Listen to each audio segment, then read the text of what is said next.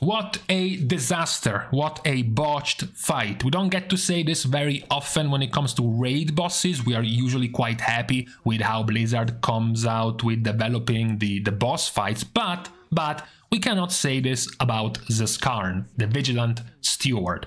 So, what's the problem with this boss? The problem with this boss is that it has been essentially littered by bugs or by unintended mechanics which Blizzard has so far allowed to exist, which have trivialized and completely changed the way this boss fight is being played. The boss started as quite a complicated one, quite a technical and mechanic heavy fight. We did have somewhere in the realm of 40 or so guilds killing Zskarn. Then those 40 guilds suddenly became 140.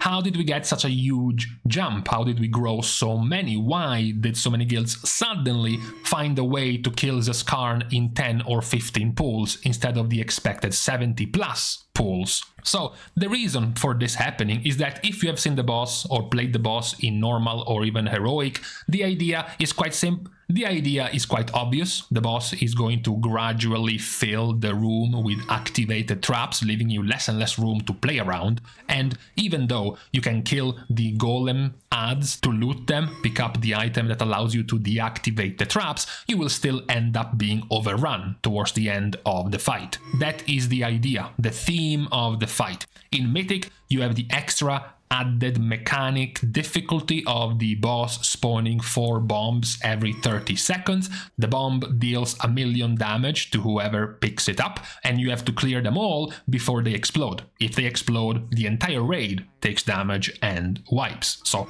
you are gonna have a room progressively more filled with traps, with bombs spawning that you have to soak. Sometimes the bombs are going to be spawning on top of traps, so you have to take the bomb damage plus the damage of stepping on top of the traps, and the deeper you go in the fight, the harder it becomes because there is less and less room. From this description, it might even sound and look like a great boss, a fight against time, depending on how it ends up being played. Now, right from the get-go, right from when we saw the top guilds progressing on this boss, like Liquid or Echo or Method, we saw that already they had a different idea in mind, because their idea is that, okay, sure, we are going to let the boss fill the room up to a certain point, and then we are going to ditch it, and then we are going to tuck ourselves right here. What is right here is a safe spot. This means that even if a trap is activated right here, we actually don't take damage. We don't take fire damage from the trap if we stay here. That was the first part, the first cheese on this boss, which still exists today. However, as time went by, guilds found more and more ways to, let's just say, exploit, let's just say abuse this fight. One thing guilds discovered is that the ethical way of playing a boss, which is 2 tanks, 14 DPS and 4 healers, could sort of be bent a little bit towards the degenerate, because you could start, for example, to ditch 1 DPS in favor of an extra healer and even an extra DPS in favor of another tank. So playing this fight with 5 healers and 3 tanks. Why?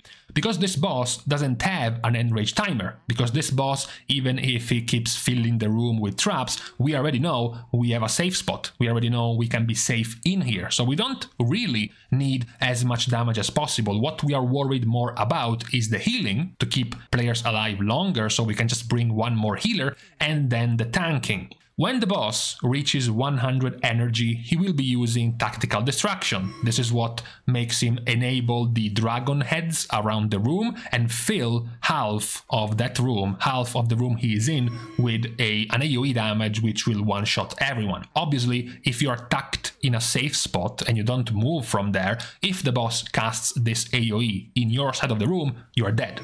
So the strat is, when the boss is close to 100 energy, 1 tank has to go out and walk through several activated traps, take tons of fire damage from the dot that is stacking on them, to bring the boss on the opposite side of the room, on the opposite half of the room, so that the Tactical Destruction AoE will not be cast in the side of the room the raid is at. That's why doing it with 3 tanks is easier, because the boss leaves behind a nasty stacking dot to the tank he is attacking. So Having 3 tanks allows you to cycle the tanks who are tanking the boss and then the one who actually brings the boss out for the AoE. So the entire fight gets bent even more. First you start by not playing it completely properly but going to the safe spot, then you start doing it with 1 more healer and 1 less DPS, then you continue to take away another DPS and add an extra tank and go back to the safe spot. What players then realize is that you don't even need to be that conservative. The first guilds started filling the room and then naturally moving to the safe spot. Early on was 5 to 10% for Liquid and Echo, and then closer to 15 to 20% for Fat Shark, yes. And then the deeper you went, the more you saw how things changed in terms of how to play from this goddamn safe spot. We have also seen guilds going even deeper in Degeneracy, bringing a 4th tank, playing the fight with 5 healers and 4 tanks and just 11 DPS. It was also very, very visible for us. This is when we started trying to do this with 2 tanks and 4 healers, having plenty of problems trying to find a way to soak all the bombs, to find players, for example, with immunities able to take the bombs, and then we switched to just 1 extra tank so that we could have a 3rd tank able to soak all the bombs, and then we switched to an extra healer and an extra tank to make it even easier. But what really trivialized all of the fight and really turned this into one of the worst designed bosses because of this being allowed is that apparently it was discovered that when the boss is about to cast the most dangerous ability when you are in the safe spot, which is the bombs, because everywhere is filled with fire and having to go and soak those bombs in the fire is going to be extremely dangerous.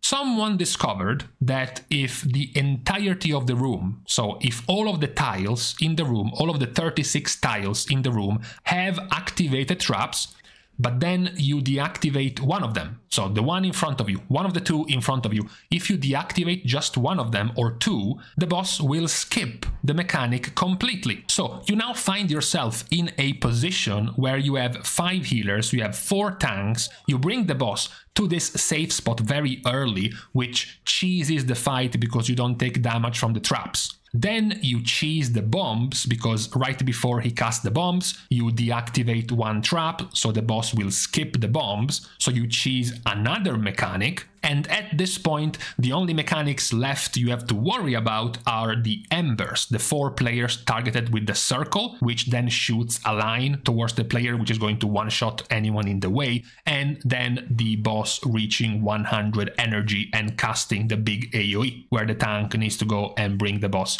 out in the other half of the room. So this one is what has caused so many guilds to kill this in a sort of avalanche, more and more guilds progressively as they get used to this cheese. Even for us, trying to do this strategy without knowing the bombs wouldn't spawn, if we only left 1 spot without traps, we just couldn't go through it. The day after doing this and not spawning bombs, and the boss is dead in 4 pulls. I mean, we even spent more time wiping on farming Assault or farming Experiment than we did wiping on Zskarn. That's how simple the boss is being made by this multitude of cheeses, this multitude of mechanics being ignored in this fight. That's why I said it is quite likely the worst of the bosses we have seen in recent years when it comes to the design, because effectively the design has been completely butchered by these exploits, we can call them, that basically ignore the couple of the harshest and more difficult mechanics in the entire fight. We have gotten a few examples before of bosses where certain mechanics were able to be mostly ignored or cheesed in some way, like for example Kel'Thuzad in Sanctum of Domination. The big part of the fight were the spikes with the massive damage being taken. You could cheese it by dumping all of your healing cooldowns on the spikes to survive them and then delay the fight, delay the boss going into the intermission phase, so that by the time the boss was out again, your healing cooldowns would all be up again and you would be able to deal with the spikes again just fine. But that's not nearly as big. That wasn't nearly as much of a cheese as what we have seen now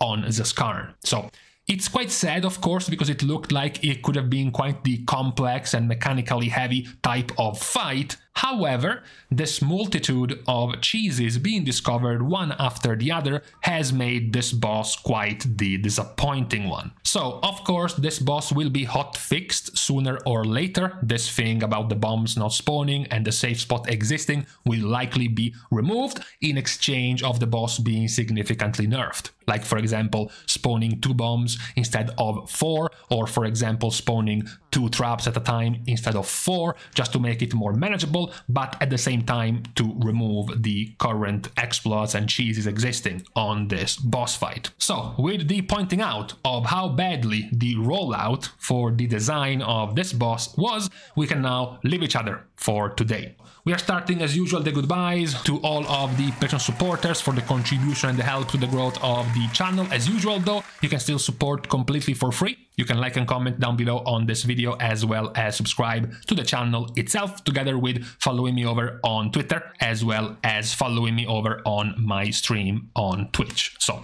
with these useless things out of the way, thank you guys again for watching. See you guys soon, and in the meantime, unlucky, it's starting to get hot a bit too early. It's not even June, man, come on.